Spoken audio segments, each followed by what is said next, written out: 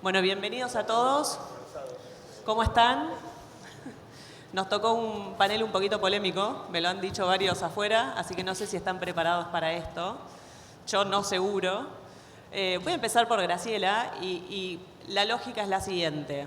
Estamos reproduciendo el slide que mostró Edward hoy a la mañana de todos los actores que participan en la creación de startups y que deberían estar involucrados de alguna forma.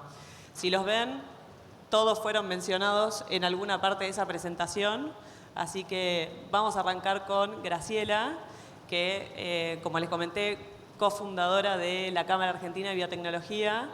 Contanos un poco cómo se fundó la Cámara, cuándo se creó, cómo está conformada, si trabaja solamente está en Argentina o está en otros países. Contanos un poco de la Cámara y cómo es la relación sobre todo que tiene con las startups y que fue una de las pioneras en generar este movimiento en Argentina. ¿Cuántos minutos? 38 y contando, bueno, pero 5-10. Tuvimos el placer de fundar la Cámara en diciembre, ya va a ser 11 años.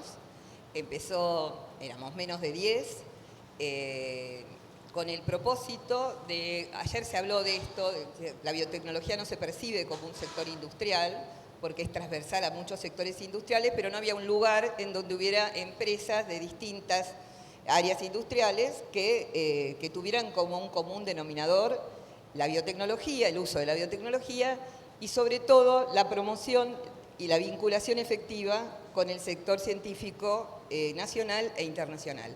Así que armamos esa cámara, hoy somos 34 empresas maduras, me traje acá un machete, tenemos como coordinador ejecutivo a un economista. Vos no lo dijiste, pero tengo un doctorado en farmacia y bioquímica, así que con los números no me llevo. Hicimos una encuesta en las 34 empresas, en donde las ventas biotecnológicas son 722 millones de dólares, la exportación 216 millones, profesionales en investigación y desarrollo en esas empresas hay 665, sector privado, 18.210 recursos humanos empleados. Y lo más interesante, para mí que vengo del palo de la investigación, es que en este sector se invierte el 4,6% en investigación y desarrollo, que está 3 veces por arriba de la media de la manufacturera, ¿no? O sea que esto es una cosa muy interesante. Y hace 2 años, en plena pandemia, viendo el fenómeno de crecimiento de empresas de base científica tecnológica, se nos ocurrió crear una rama que era CAB Startup.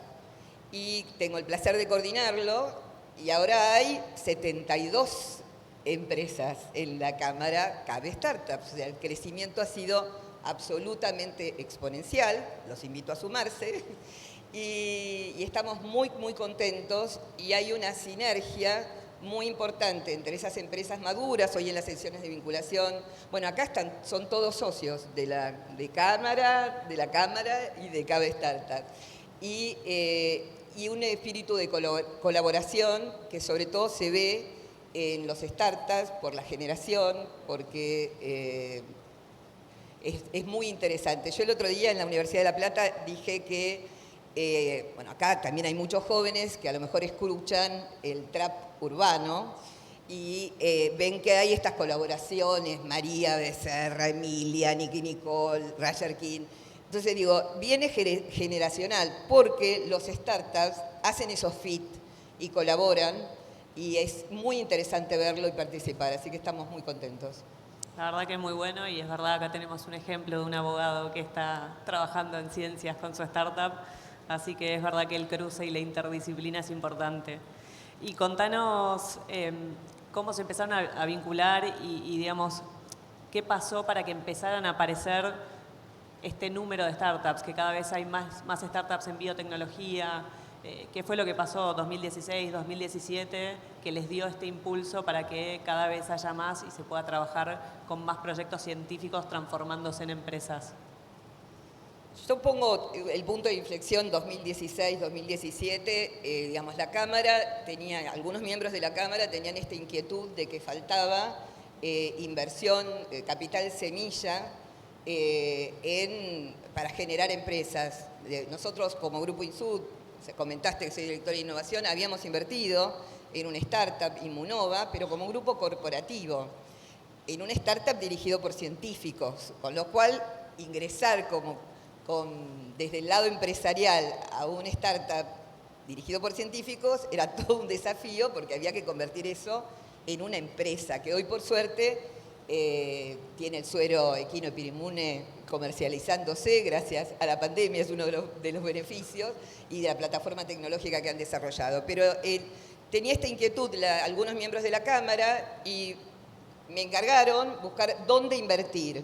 Y yo entré en una crisis personal enorme, porque cuando hay que invertir, uno invierte, o sea, lo vimos esta mañana, o sea, y ya lo van a ver seguramente con las aceleradoras, uno invierte en empresas.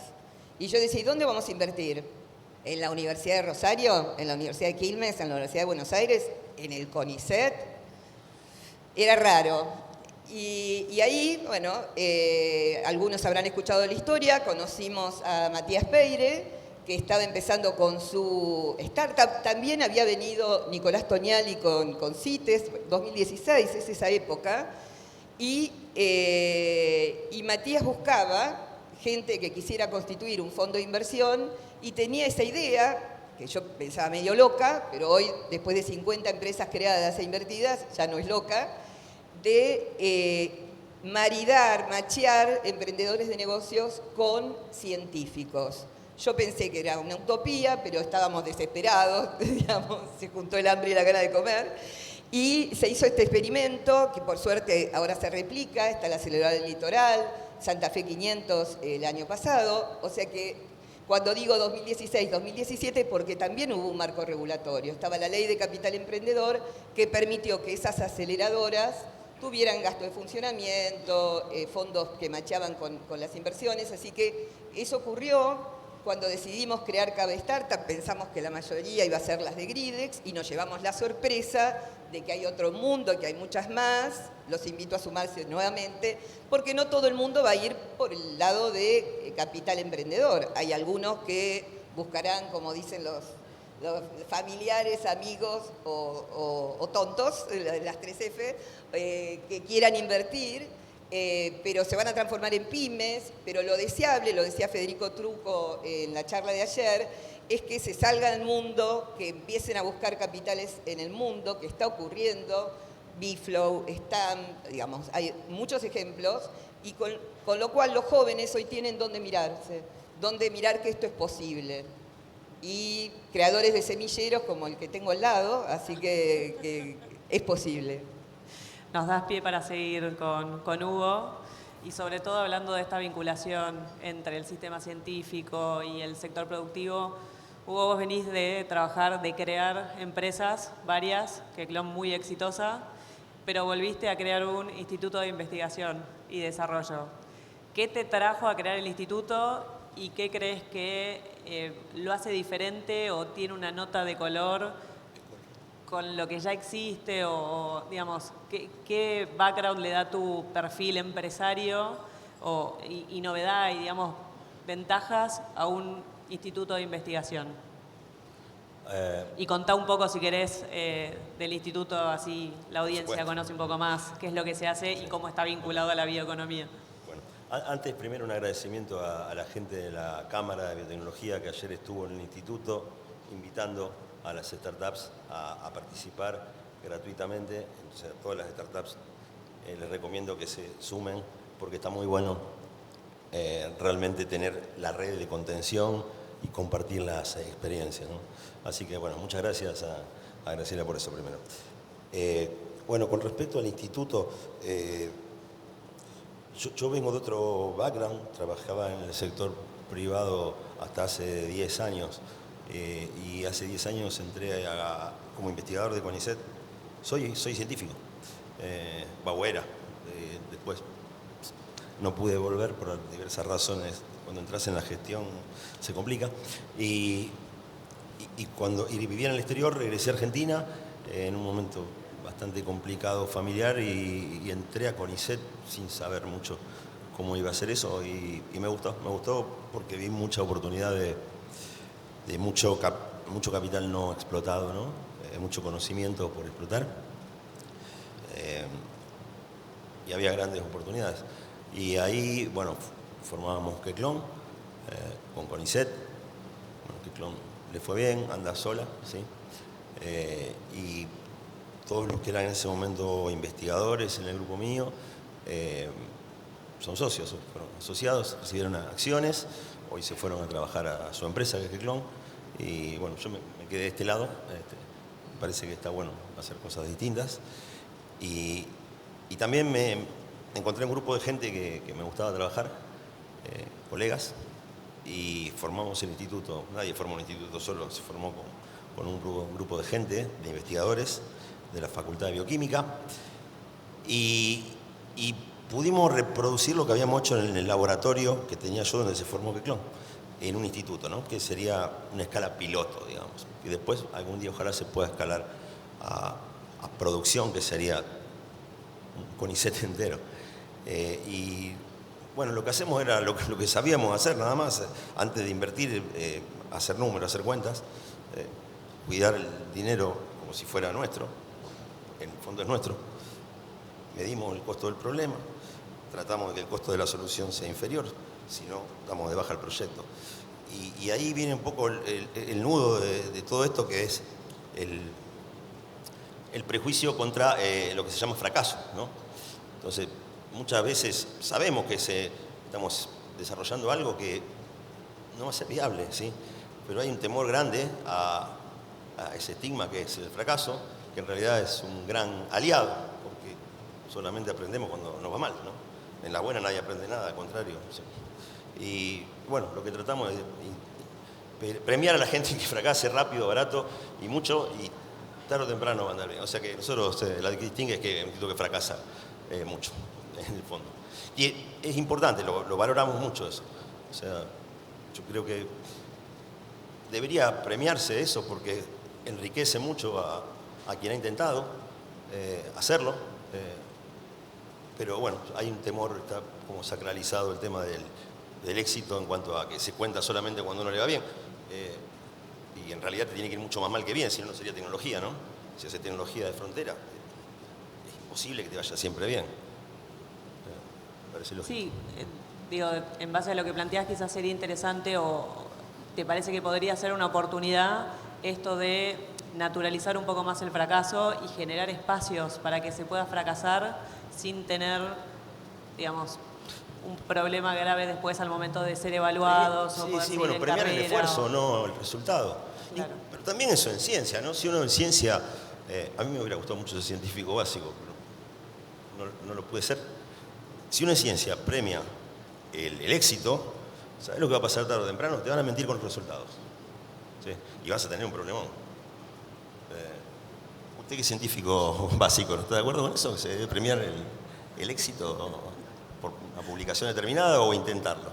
Porque si no todos trabajarían en el mismo tema, el tema que vas a publicar. Creo que hace No había 20 avance. años discutíamos esto con él. Yo compartí laboratorio por algunos años con Hugo y ya en esa época hablábamos de premiar las publicaciones como para estimular más. Pero bueno, era una idea tiempo atrás. No por nada los sentamos al lado ustedes dos, pero contanos, Gustavo, contanos un poco de INMET también, científico, experiencia en empresa. Contanos qué es lo que hacen desde INMET y cómo es la vinculación que tienen con todos los distintos actores que están dentro del mismo ecosistema de bioeconomía. Bueno, INMET es una empresa de base tecnológica. La armamos 2 investigadores de CONICET junto con el grupo Bioceres.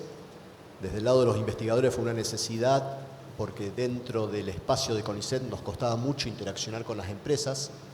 Entonces, pasarnos al sector privado a hacer proyectos aplicados fue la solución que encontramos en ese momento. Así que dejé mi laboratorio y armamos esto con Bioceres. Como contó ayer Federico Trucco, ellos prefieren que los investigadores sean parte de las empresas, así que tanto Diego de Mendoza, el otro investigador, como yo tenemos participación importante en la empresa. Y esta empresa se dedica a modificar microorganismos para que sean capaces de tomar distintos subproductos o residuos agroindustriales y transformarlos en compuestos de alto valor. Y para esto armamos a lo largo de los años toda una serie de plataformas de biología sintética, analíticas, de fermentación y planta piloto. Y con esto llevamos adelante nuestros desarrollos, pero como vos preguntaste, somos muy asociativos, mucha vinculación, estamos en la Cámara, yo creo que varios de los que están acá han interaccionado con nosotros, hemos analizado residuos de Tomorrow Foods, con Microma hemos analizado productos que están generando con las plataformas analíticas y también hay interés en avanzar en el escalado de procesos y tenemos distintas formas de interaccionar. Por ejemplo, nosotros apuntamos a hacer el laboratorio de I+D o de biología sintética para empresas que no están en ese rubro, pero tienen o un problema o un interés en particular que quieran resolver. Entonces, tenemos distintas formas de interaccionar. Con empresas pequeñas, startups, que por ahí los tiempos son muy importantes para llegar al mercado con un producto, con todo lo que nosotros ya tenemos instalado, podemos acelerar esos procesos y ayudar a esa entrada en valor. Y ayer en un momento comentó el gobernador de Jujuy, nosotros, por ejemplo, estamos interaccionando con Ledesma para desarrollar biomateriales a partir de sus residuos. Con la gente de Porta, que estuvo más temprano, también hemos trabajado en transformar esas vinazas en bioplásticos. Así que bueno, ese es un poco el scope de biotransformación, de aplicar todo lo que sabemos sobre la fisiología de los microorganismos, cómo cambiar sus rutas y generar estos productos. Y tenemos una política muy asociativa, muy vinculante. Sí, claro. Una pregunta, Gustavo. Gustavo era científico básico que le iba muy bien, ¿no? Entonces la pregunta es, si volviéramos a 1997, ¿qué haría distinto? Además de beber más, ¿no? Hay otra.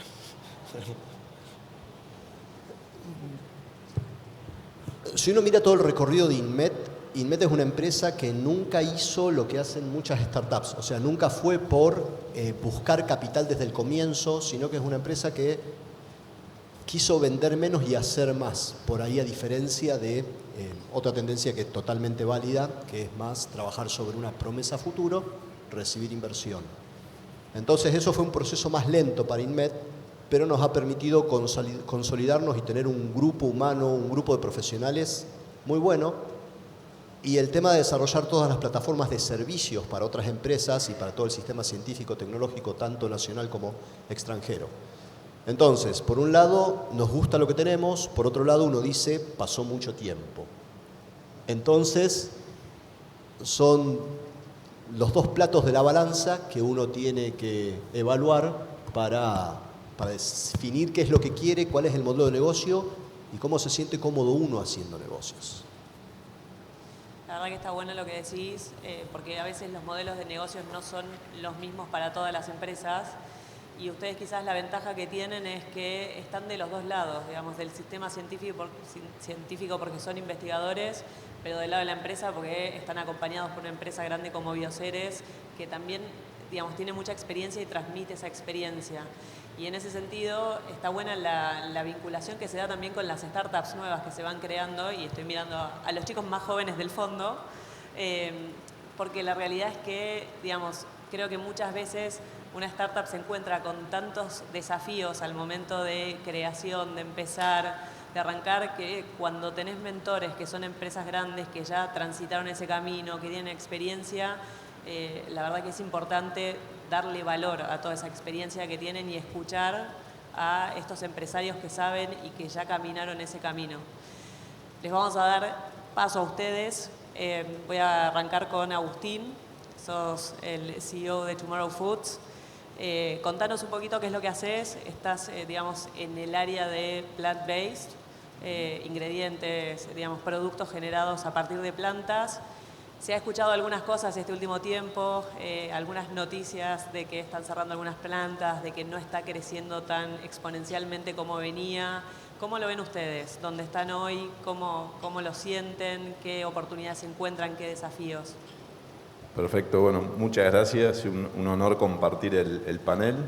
Como dijiste, soy abogado y soy el CEO de Tomorrow Foods, que es una empresa, una startup de tecnología en alimentos que busca sobre todo poner de relieve la oportunidad que tenemos en nuestro país de ayudar, contribuir a construir el futuro de la alimentación con las proteínas vegetales como protagonistas, porque tenemos una gran oportunidad de aumentar la superficie de producción de esas materias primas, legumbres básicamente, y hacerlo de una manera sustentable.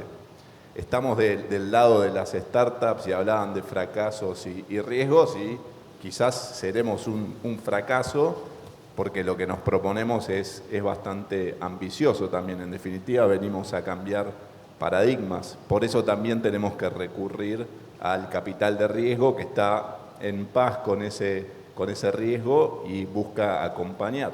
Y escuchando la historia de Gustavo, también de esto de los plazos de crecimiento, recuerdo también la conversación con Grid Exponential, que invirtió en nosotros en una etapa pre-seed y nos hizo una pregunta que nos movió la estantería, porque Tomorrow Foods no es una empresa de base tecnológica, no nace a partir de una línea de investigación de un instituto científico, sino que somos 4 cofundadores con experiencias complementarias, todos de ellos más grandes que yo, que tengo 35 años, con lo cual empezamos fondeándola nosotros. Y podíamos tomar ese camino de un crecimiento más paulatino, de ir vendiendo e ir reinvirtiendo las utilidades. Pero justamente en esa entrevista con Grid Exponential nos preguntó, ¿ustedes quieren ser una pyme y tener un camino más corto? Está perfecto, lo que nosotros les proponemos es ir un poco más allá y tener un impacto mayor. Y eso fue lo que nos movió el piso, y realmente, como vemos, el impacto que pueden tener las proteínas vegetales y nuestro país en concreto para construir ese futuro de la alimentación más saludable y sustentable, decidimos ir por ese camino. Y no estamos exentos de todos los riesgos, entre ellos el riesgo de mercado que marcaste vos, ¿no? Si hubiéramos tenido esta charla hace 2 años, en 2019 o principio de 2020, Plant-Based era la chica más, no voy a decir la chica o el chico más querido del salón, ¿no? Con el que todos querían bailar, y tuvimos el IPO de Beyond Meat que sobrepasó cualquier expectativa, fondeos que superaron o duplicaron en un año lo que se había invertido en varios años en conjunto. Y hoy estamos en una etapa en la cual muchas de esas promesas de los plant-based no se terminan de materializar, o no se logra esa adopción masiva, más allá de los veganos y los vegetarianos, que es lo que hace que logremos todo el impacto positivo de las proteínas vegetales. Pero lo fundamental de por qué nace el segmento plant-based en la intersección de las proteínas vegetales con la tecnología sigue estando ahí, que es como producir más y mejores alimentos de una manera eficiente y sustentable. Y los desafíos con los que nació esa industria siguen estando ahí, que es cómo mejorar el costo, cómo mejorar el sabor, cómo mejorar la experiencia que traen estos alimentos para conquistar, no ya veganos y vegetarianos, sino flexitarianos, ¿no? Entonces nosotros vemos el mercado como algo lógico, lo que está pasando. Estuvimos muy enfocados quizás en las marcas, en llegar al retail. Hoy tenemos que ir un paso hacia atrás y trabajar más en esos desafíos. Por eso en Tomorrow Foods formamos una plataforma verticalmente integrada desde el campo hasta la industria, donde trabajamos en cada eslabón de la cadena para desarrollar esas soluciones para la industria que le permita lanzar de manera rápida y ágil productos sabrosos, saludables y sustentables que logren cautivar a todos e ir paulatinamente hacia esa adopción masiva. La verdad que muy interesante lo que contás, y creo que esto de pensarse como un eslabón dentro de una cadena más amplia e interactuar con todos los actores de esa cadena es súper importante para generar un mayor impacto en el consumidor final, que espera un producto de mayor calidad y digamos, más sustentable. Mucho está atendiendo la sustentabilidad, mucho tiene que ver con la bioeconomía y cómo generamos estos círculos virtuosos, y la verdad que es importante, digamos, ese trabajo que están haciendo.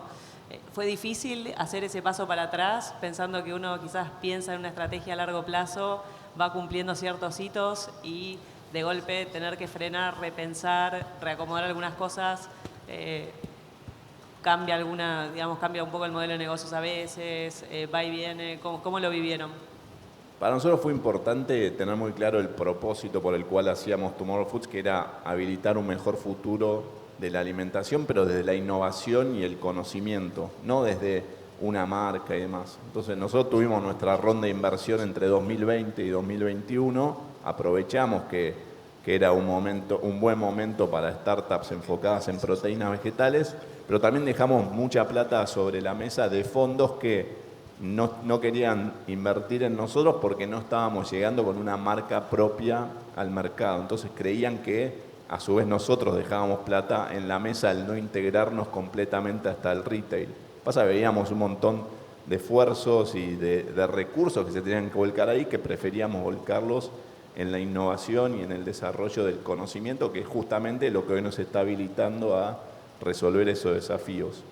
Y está bueno que esté Gustavo, que dijo, ya hemos trabajado y esté la CABE Startup también en la persona de Graciela o gente de Grid Exponential, como mencioné, porque también de esa innovación colaborativa hicimos parte de nuestro ADN. Como dije, Tomorrow Foods no es una empresa de base tecnológica, no nace a partir de una línea de investigación científica, pero siempre aprovechamos la ventaja que nos da este país del sistema científico con el que cuenta, que realmente compite a nivel mundial.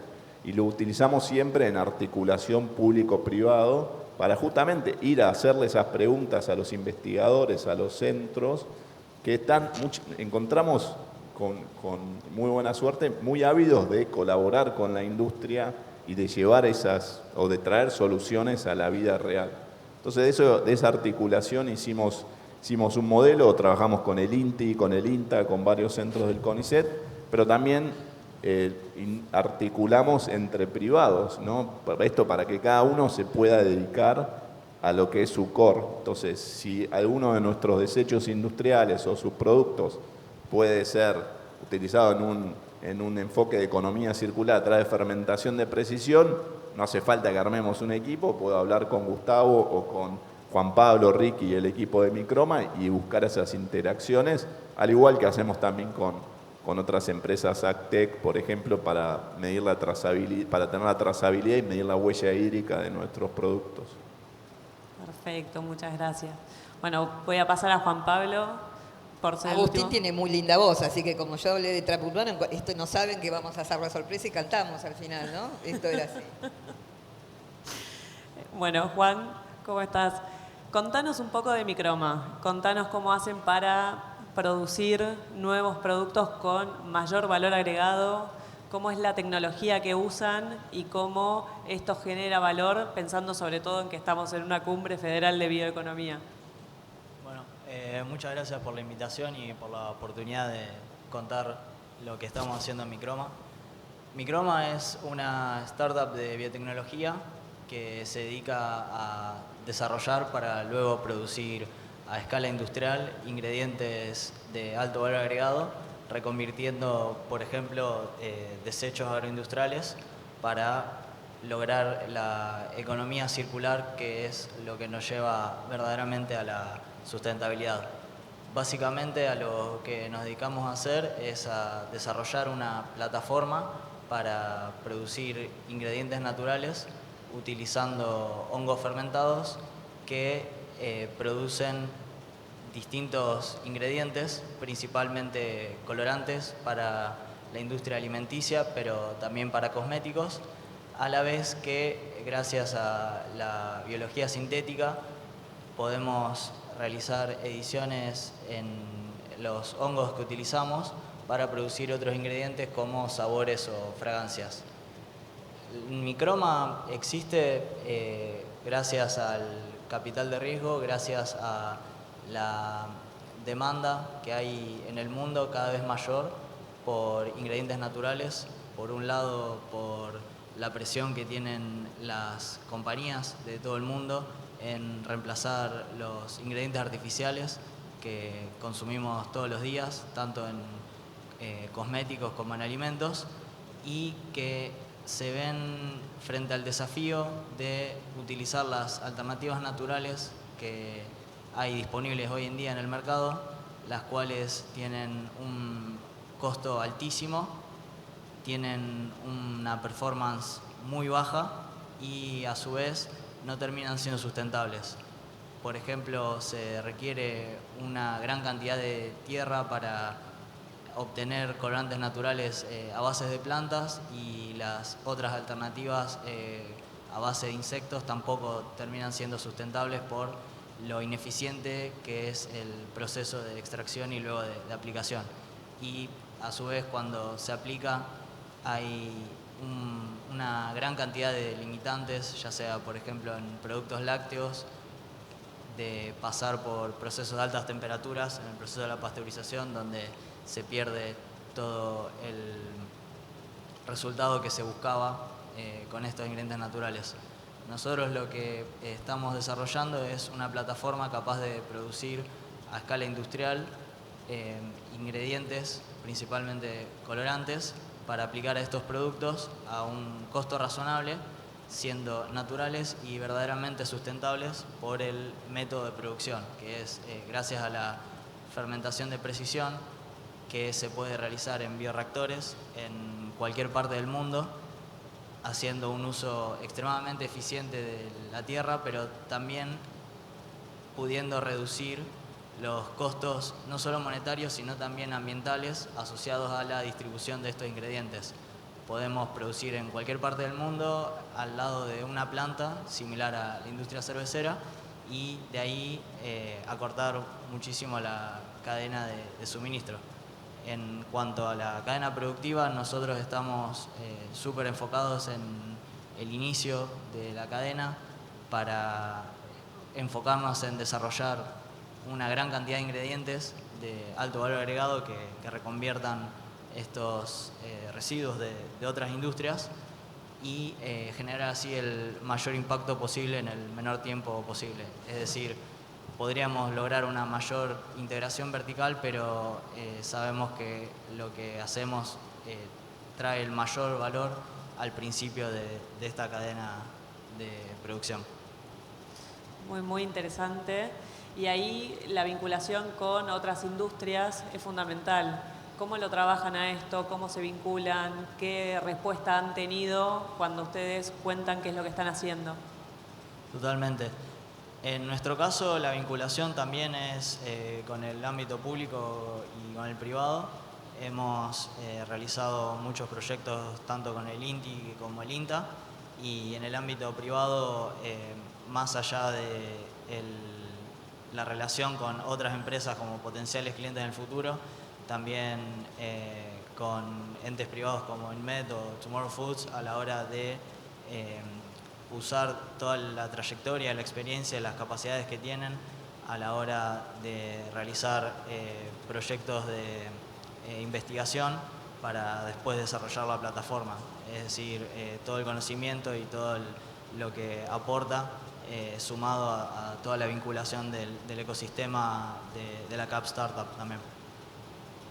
Voy a sumar algo que no lo dice porque no sabe si lo puede decir, pero digamos, Microma es una de las empresas que aprovechó las redes nacionales e internacionales, porque Insud Pharma está en Europa y había una planta industrial y química donde se ofrecieron, porque acá en la Argentina no había un lugar, no se encontraba para hacer el escalado.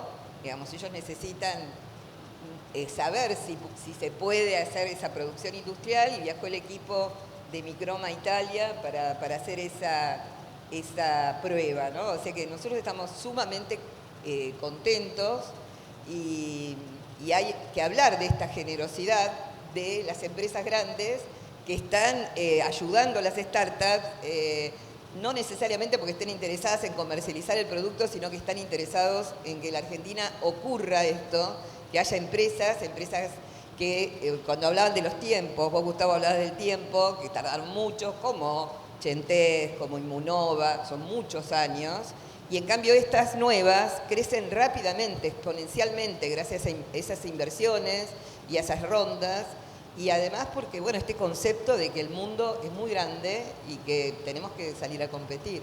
Yo voy a pasar un chivo antes de que se nos acabe el tiempo. Vos me preguntaste cuál era el origen de la Cámara y cómo nos vinculamos. Yo puse que el core era la vinculación con el sector científico. Nosotros organizamos BioArgentina, que hasta la pandemia fue presencial y hoy volvemos a ser presencial, que es un ámbito en donde mostramos, como coincide, es el 22 de noviembre y coincide con el primer partido de la Argentina, a las 7 de la mañana, pero nosotros arrancamos a las 2 de la tarde en el C3, en el ámbito del polo, donde está el CONICET y el MINCIT, mostrando lo que nosotros decimos la selección argentina de la biotecnología. Y por primera vez, los paneles, que va a ser agroindustria, convergencia tecnológica, salud y alimentos, van a mostrar empresas grandes y empresas medianas y startups de Argentina, que son una selección, obviamente no podemos poner las 100 que somos ahora, en la Bombonera. Sí, nosotros somos bosteros y la próxima BioArgentina lo haremos en la Bombonera. Pero www.cabiotech.com.ar, entren en la página, está la inscripción, es gratuita, así que nos gustaría que nos juntemos para ponerle cara a todo esto que eran cuadraditos en el Zoom. Perfecto. Bueno, nos quedan 3 minutos. Me gustaría que cada uno de ustedes muy brevemente deje algún mensaje sobre las oportunidades que hay para este tipo de empresas que realmente tienen un impacto en la vida de la gente, que tienen un impacto en el ambiente, que tienen un impacto en las personas. Así que, vía libre, 3 minutos. Voy a pasar un chivo también. Dale. Microma nació en el IPROVIC. Y, bueno, las oportunidades las vamos a capitalizar si logramos que los científicos podamos integrarnos con gente, y por eso celebro que esté Agustín y Juanpi acá, que podamos integrarnos y aceptar gente con otros conocimientos. Es imposible hacer una empresa de biotecnología solo con científicos. Es muy difícil que un científico gestione bien, ¿no? Un científico ve, siempre yo digo, 10 centímetros cuadrados, 500 metros de profundidad, y para gestionar tenés que mirar 360 grados, ¿no? Es muy probable que si gestiona un científico la cosa no termine muy bien. Entonces, bueno, celebro que tengamos hoy por lo menos 2 sillas ocupadas por no científicos y, bueno, también lo difícil que debe ser para ellos convivir con científicos, porque el científico es un tipo complicadísimo al que toda la vida le han hecho creer que es indispensable, lo han felicitado. Yo siempre digo que hay que dejar de felicitar a los científicos por 2 años y nos va a ir muy bien. Así que muchas gracias por integrarse, ¿no? Y por soportarnos. Bueno,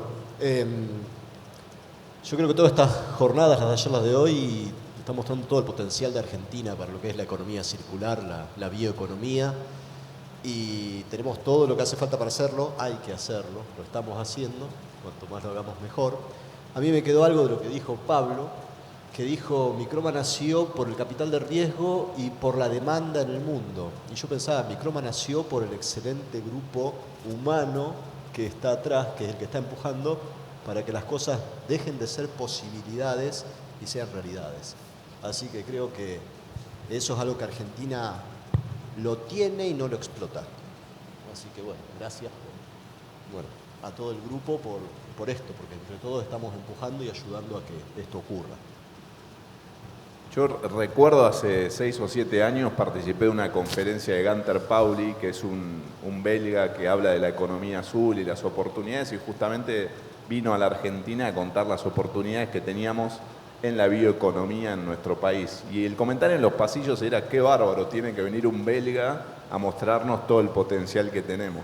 Yo creo que hoy la charla de Edward más temprano estuvo buenísima, pero nos encuentra a toda la industria, a startups, a las cámaras, a aceleradoras y a grandes empresas, mucho mejor parados, y ya no hace falta, con todo respeto, que venga un inglés a decirnos el potencial que tenemos, sino que de a poco vamos haciendo que pase, y estamos, creo, todos trabajando por el mismo propósito compartido, que es reposicionar a Argentina y Latinoamérica no como el granero del mundo, sino ya como un hub de innovación, porque realmente cosas muy interesantes están pasando acá. Totalmente. Sumo a esta realidad a seguir pensando cómo vincular el ámbito científico con el ámbito de negocios para seguir creando las startups, que son el vehículo del cual podemos hacer que la ciencia se cree en impacto en miles de millones de personas gracias a la vinculación que se puede dar con las empresas en todo el mundo. Bueno, muchas gracias al panel. Los aplaudimos. Un gusto.